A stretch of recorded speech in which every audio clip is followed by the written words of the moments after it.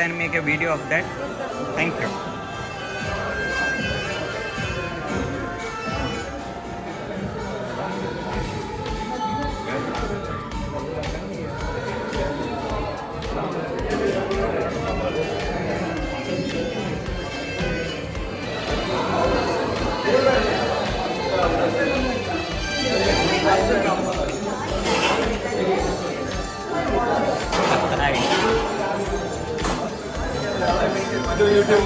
ಹೌದು ಸರ್, ಮಾಡುವ ಹೇಳಿ, ನಮ್ಮ ಮೆಮರಿ ನೋಡ್ಬೋದು ಹಾಗೆ.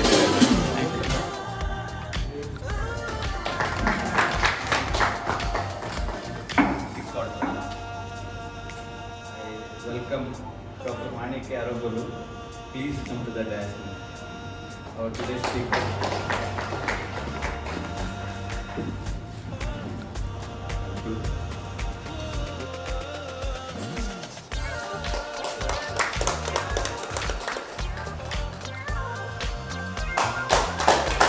Privileged to introduce today's speaker, Dr. Manikya Aragolu.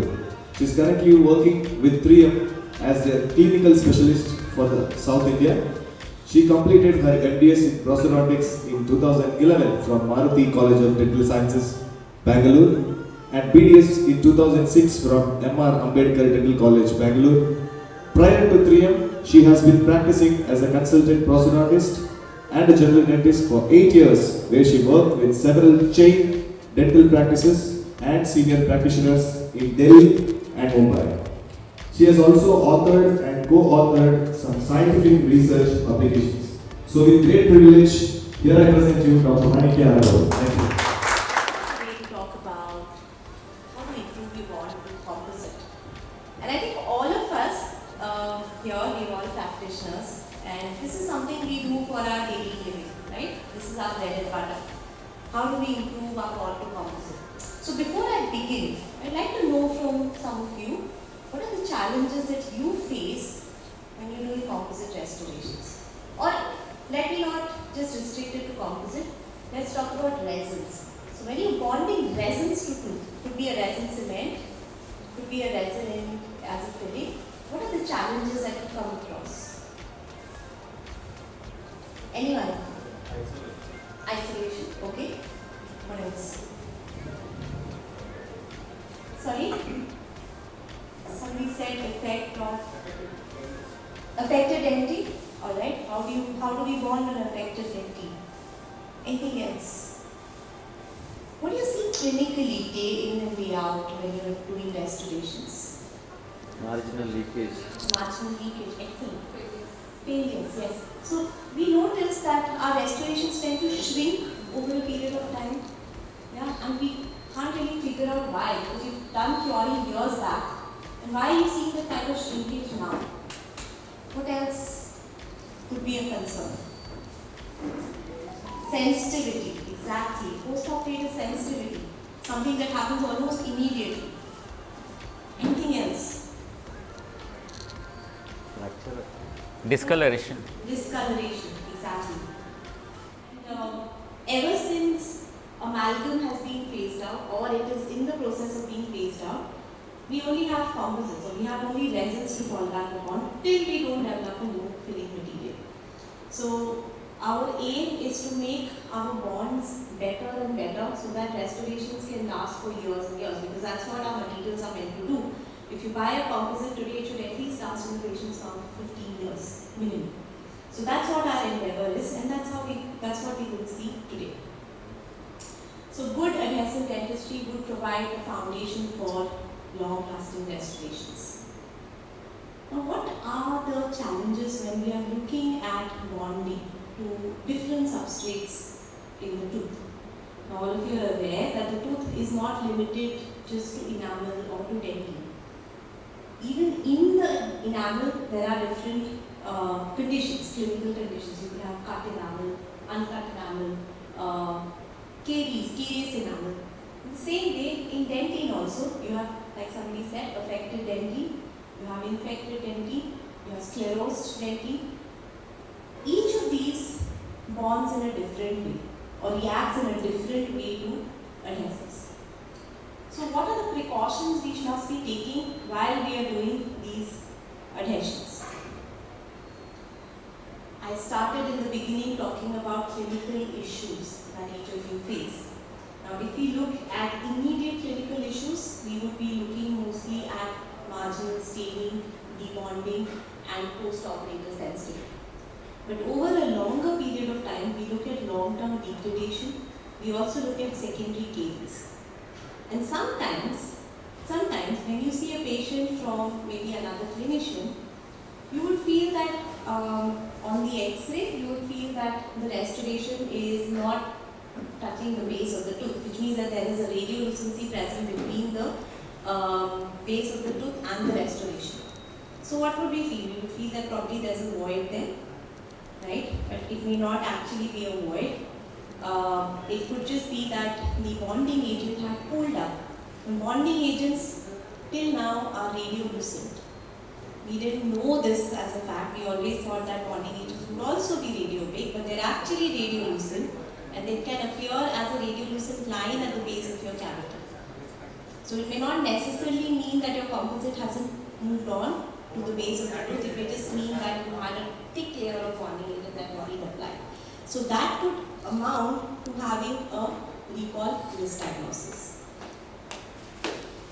Okay, I'm going to quickly jump into the main part of this lecture, which is to talk about the different bonding substrates. Now, when we talk about enamel has a composition of almost 96% of mineral and 4% amounts of water content or liquid fluid. Now, what does this mean?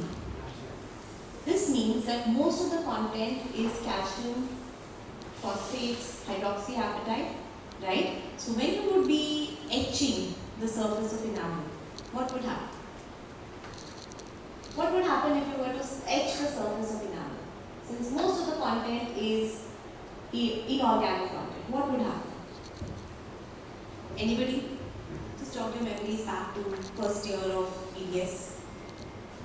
What do you think happens when you place acid or phosphoric acid? Microporosity. So what's happening? Your hydroxyapatite is getting dissolved. Yeah, hydroxyapatite gets dissolved, and that leads to formation of microporosities like this. Right? Now when you place bonding agent on this surface, it gets penetrated into these microporosities and it gets locked in when you cure that resin. And that is the basis of composite bonding or resin bonding. Now, any of you know what a bonding agent contains and what a composite contains? You don't need to be specific, but if you want to put a concentration to resin and fillers, what would a bonding agent contain? Okay, so let's break it down into resin and filler to make it more easy. Okay, so both composites and bonding agents are made of the same things. They're made up of resins and fillers. The difference is in their concentration. A bonding agent will have approximately 90% of resin and 10% fillers, and that's why it's liquid. Whereas a composite is 80% filler and 20% resin, and that's why it's solid or paste. So that's the difference, and that's why they stick to each other. That's why the bonding agent sticks to the composite. You don't need to etch a layer of bonding agent, it just sticks on. The reason is the composition is same. So how do you ensure your bonding agent is sticking into the tooth? It is by the process of acid etching, at least on enamel.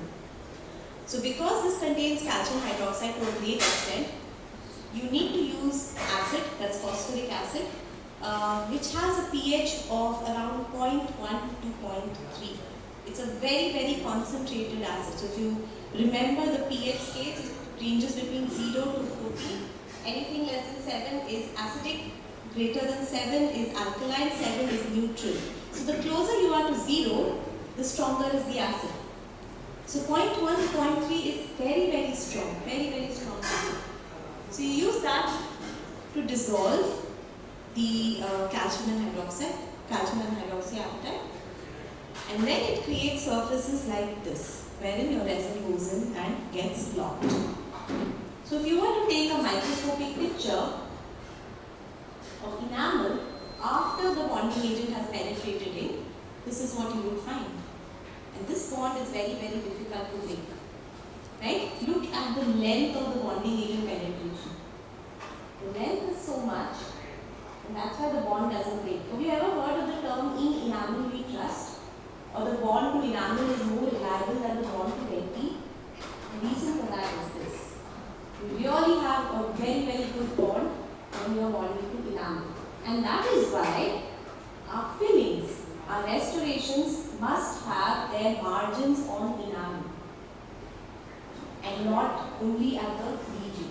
Ensure that your margins are in enamel so that long-term degradation of the bond will not take place.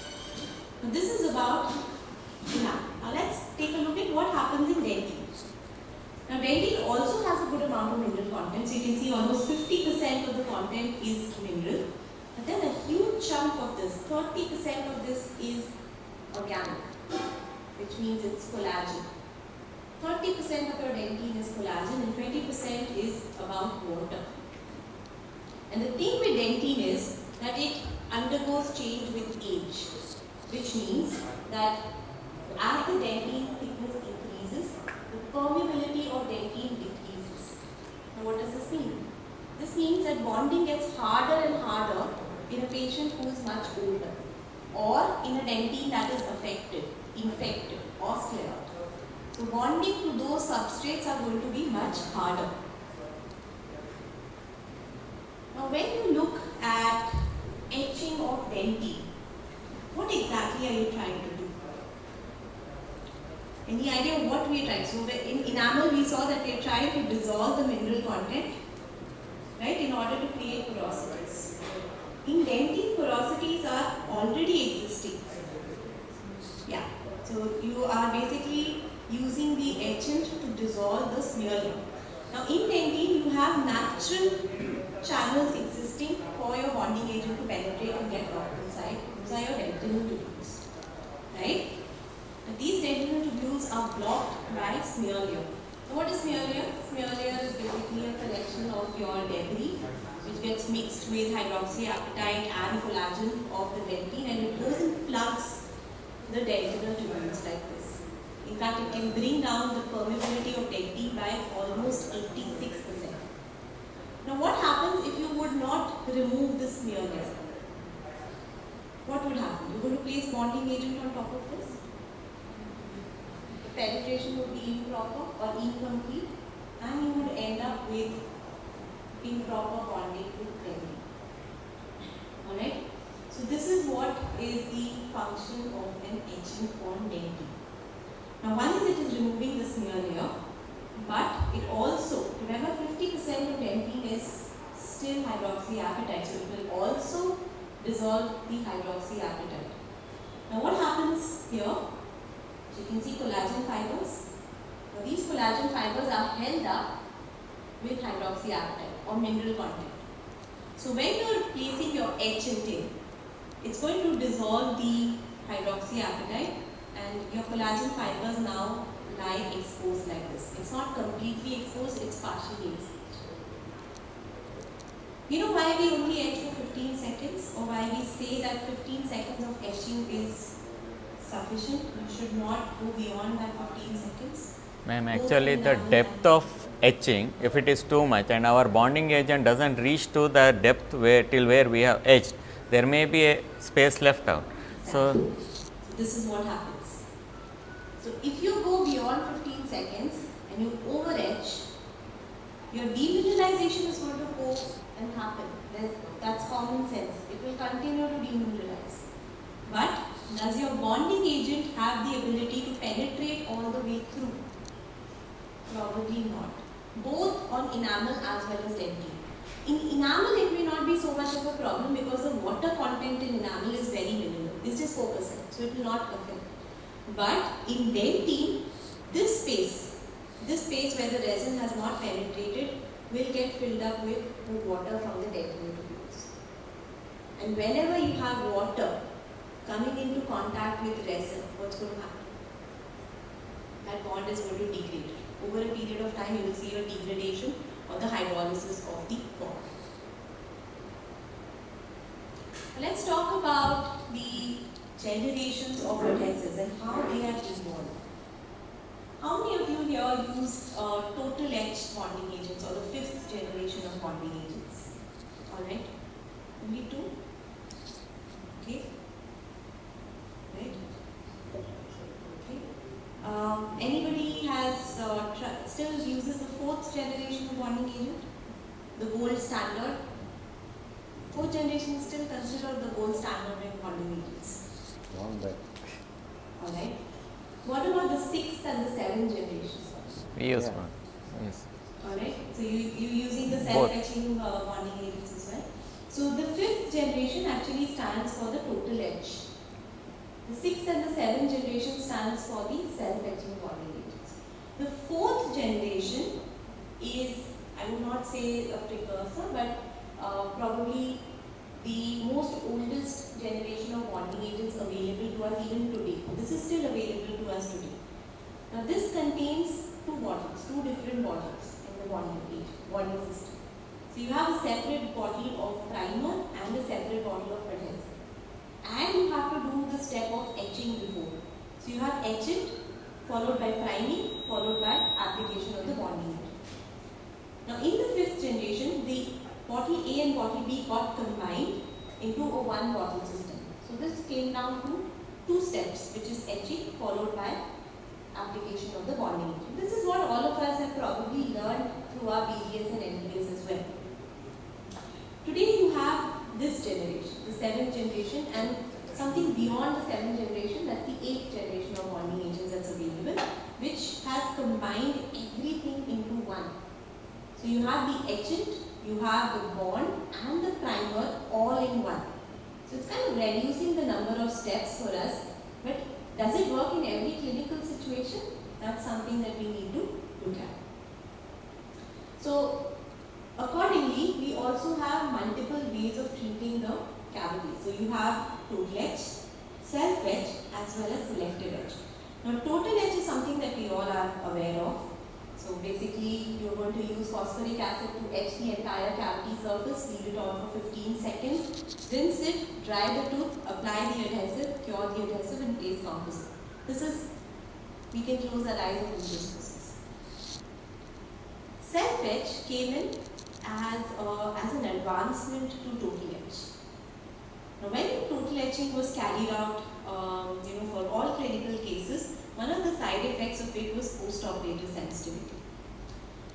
And it was understood that using an acid as strong as 0.1 or 0.3 in pH would cause post-op sensitivity or would cause harm to the dentine. So in order to avoid that, the self-etching concept came through, which means that an acid component was introduced into the bonding agent itself in order to make the bonding agent acidic. And this came out as, in a big way, and then they started using it. However, it was also found that this had a very high rate of failure. A lot of fillings started getting debonded, which is why people went back to the 5th generation, and the trust in 5th generation is still very, very high. So you had to go back to understand why this was happening, because there's a lot of research that was done into this, and it was really sad to see things like this failing. So when you went back to understand the causes of failure, that's when the 2 different substrates came into the picture. So you started looking at enamel differently and you started looking at dentine differently. And it was found that if you don't etch enamel with phosphoric acid, the bond strength is going to be considerably lower. But on dentine, it's going to be beneficial to use a self-etching agent. One is it reduces the amount of post-op sensitivity, that is one. But even the bond over a period of time has less degradation. So overall, self-etching was good for dentine, but not so good for enamel. Which is why came in the concept of selective etching. Now selective etching says that you just need to etch enamel.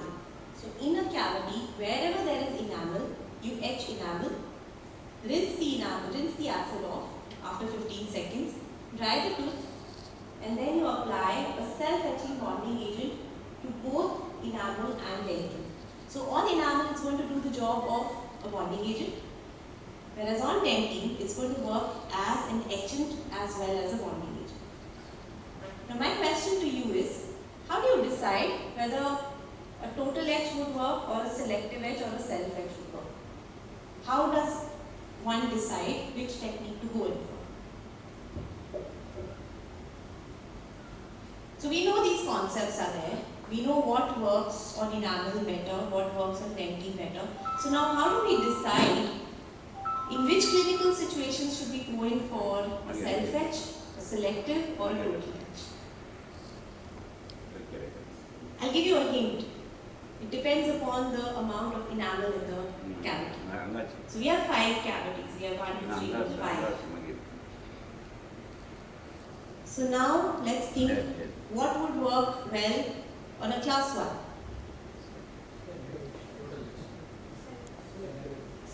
Why selective? Yes. So in a class 1 and a class 2, you have a significant amount of dentin that gets exposed.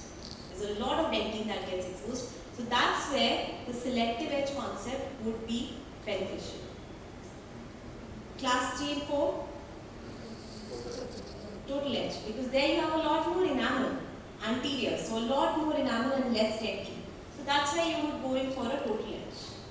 And class 5 could be a mix depending upon the depth of the cavity. What about veneers? When you're doing maybe direct veneers or indirect veneers. So I said this is not limited only to composites, it's also, let's talk about cements, resin cements. So if you get Emax veneers made, you would be bonding it to the tooth structure or bonding it to Emax. So what kind of technique would you want to use there? Why? Our preparations for veneers are in enamel. So we would want to use the total etch. So I hope you understood where and in which clinical situations would a total etch be beneficial and a selective etch be beneficial. Self-etch is usually indicated only for pedo cases. In children, where you would have children howling when they get the taste of acid. So to avoid that, you can use self-etching for pedo cases.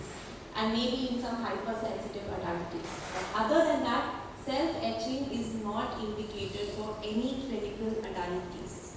Because the bond to enamel is going to be really, really weak. And I'm going to show you some pictures which will show you. So this is what happens when you are self-etching enamel versus when you are etching enamel with phosphoric acid. Can you see the difference? Okay, so companies come out and tell you that you can self-etch. But to what extent? This is not going to be a strong bond. This is most likely going to lead in failure. So it's better to follow a selective etch concept like this, where you're using the etchant only on the enamel surface. Okay, so we already went through this. So when you are using phosphoric acid in a pH of less than 1, you're going to have a nice, strong, reliable bond. You're going to have the resin penetrating into these porosities and creating a strong interlock. Now when you come to dentin, this is very, very interesting.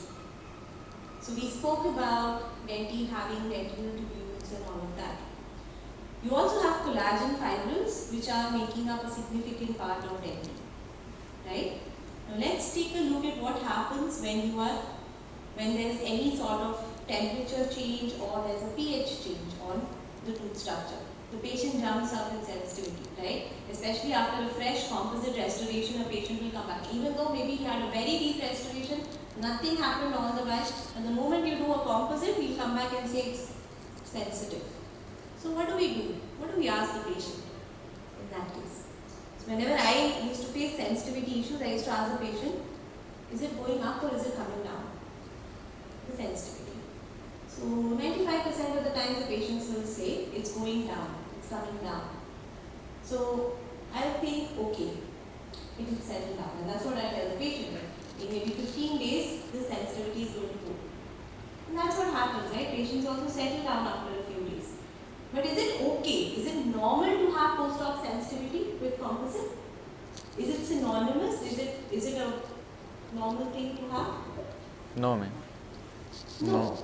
We shouldn't. I mean, no patient should have that kind of discomfort. Right? Now, what happens when you're total etching dentin? One is we saw that there's demineralization of the dentin. Now, along with that, you find that these collagen fibrils get exposed.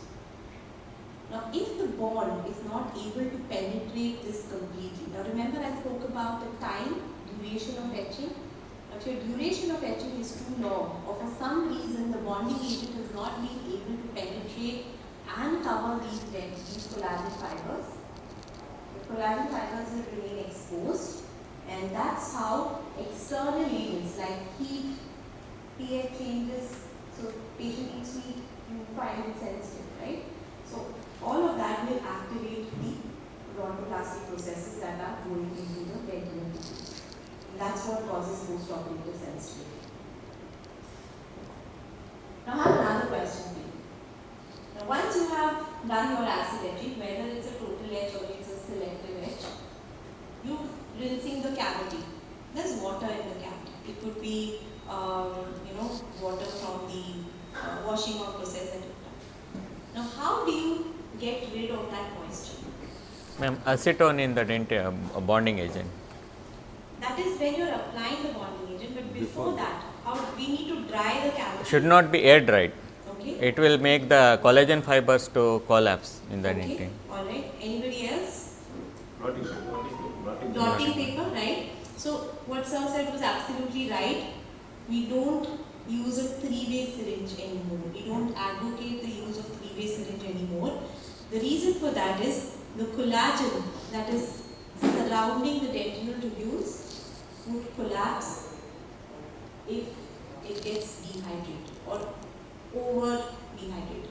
Now what gives you the sign that the tooth is dehydrated? Yes. And you know what? We all want to see that white frosty appearance on the tooth. It's kind of ingrained in us from first year of BDS when you learn about acid etching. It gives us that satisfaction that you've etched the tooth well, right?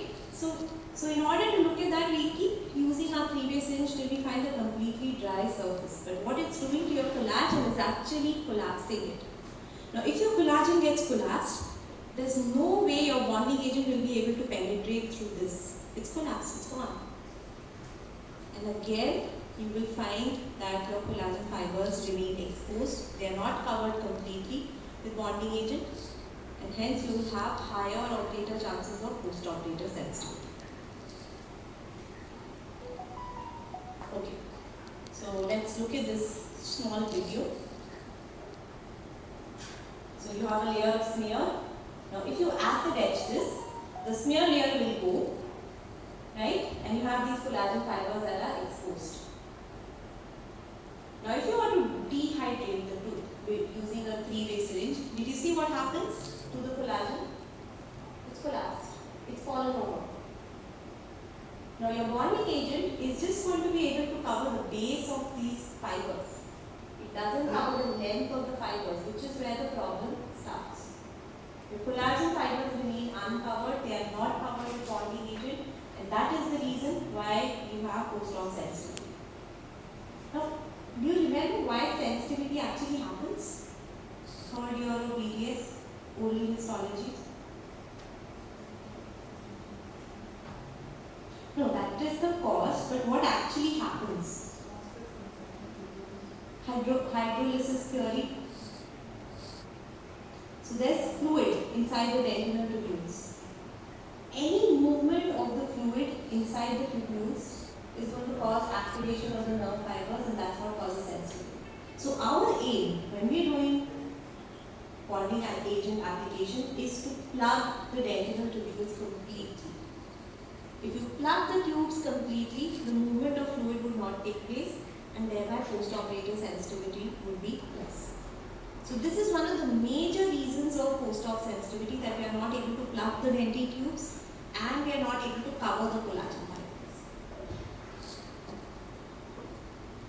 Okay, so this is the kind of hybrid zone or the hybrid layer that is formed when you are doing total etching on dentin. Alright, so you can see that there is a layer of, this gets mixed with your smear layer, and this is your penetration into the dentin tubules. And this is the reason why you do not over etch dentin, because if you etch beyond 15 seconds, you will demineralize more, but you will not be able to go down with the adhesive all the way through. Again, cause of post-op sensitivity. So sometimes when we have big restorations, big cavities, we feel that if we etch longer, the bond strength will be better, but it may actually be contradictory. So basically, when you're doing total etching on dentine, what may happen is you may have a larger area or a larger depth of demineralization, but a lesser area of resin penetration, which could lead to post-op sensitivity. Another problem that could happen is release of MMPs. Any idea what are these MMPs? Matrix metalloproteinases. We're hearing a lot about this these days. There are a lot of research, a lot of articles that are coming out on MMPs. Now, what are MMPs? These are chemicals that are released when acid etching of dentine is being done. So, as the mineral content or the hydroxyapatite in dentine gets demineralized, these MMPs get produced. Now, the problem with MMPs is it leads to long-term degradation of bond to dentine, which is why after many years you will find that the composite tends to shrink away from the margins. You find that suddenly there is an opening and you wonder why. Curing has already been done. The reason for that is these MMPs. So like I said, there are a lot of studies that are being done on these MMPs, and basically MMPs are released when you are acid etching on the dentine. Alright, and these MMPs are going to go and attack the collagen fibers, and eventually the bond to dentine is going to decrease over a period of time. So just take a look at how the bond gets degraded. Did you see what just happened? The height of the collagen fibers got reduced, so that it attacks the collagen fibers to an extent that it degrades the bond of resin to the tooth, and thereby you will find that the margins move away from the tooth. So, what we now know is that if your collagen fibers are left exposed, when are they left exposed? When are your collagen fibers left exposed? We just discussed it. Etching. Yes. When they are collapsed. When they are collapsed, they are not standing up completely, they are left exposed. So, if they are left exposed in the hybrid bond layer, which is unprotected by resin, they can get degraded by the activation of MMPs. Alright? And with time, these bond degradations may show up as a loss of retention clinically or a decrease in bond strength. So this is the reason, the presence of MMPs is the reason why bond strength decreases, and you may have debondings after a few years. So, is total etching concept a good thing, a bad thing, or there are pros and cons to the technique? I would say that where there is enamel, total etching is the way to go. So, for enamel, there is a very, very good benefit with total etching. But with dentine, you have to take care of collapsed collagen in case it's too dry, possibility of sensitivity, post-operative sensitivity, incomplete infiltration of collagen, which could eventually lead to nano leakage and MMP interaction. So all of these on dentine could take place because of total etching. And this is why self-etching becomes a much better concept for dentine. And that's how the concept of selective etching comes across. So only etching enamel, whereas you're self-etching the dentine. So the advantage of self-etching dentine would mean that the amount of demineralization would match the amount of resin penetration, which means that you no longer have collagen fibers that are exposed, or you don't have the problem of the bonding agent not being able to reach all the way down to the area of demineralization. So that's one problem completely resolved for us. Like I said, if you were to self-etch enamel, it is a very minimal amount of etching, doesn't really work. But on dentine, it gives you an excellent bond. So whether you're etching dentine or you use a self-etching bonding agent, the bond strength, the immediate bond strength would be almost similar. The bond strength would be almost similar, but the benefits of self-etching dentine outweigh the benefits that you would get by total etching dentine. And that is why we prefer self-etching of the dentine today. So the pros would be minimizing the potential for sensitivity, very good bonding strength to dentine, less time and less interaction to MMPs. The cons still remain with enamel. So we cannot use self-etching, or we should not use self-etching for enamel. Now what about MMPs with self-etching concept? So it is said that some bonding agents like the single bond universals from 3M would activate fewer MMPs. So automatically as a process, fewer MMPs get activated, which would lead to a longer bond strength, or the longevity of the bond strength would be higher. Now this is proved by a lot of studies that have been done. Now this is a xenographic analysis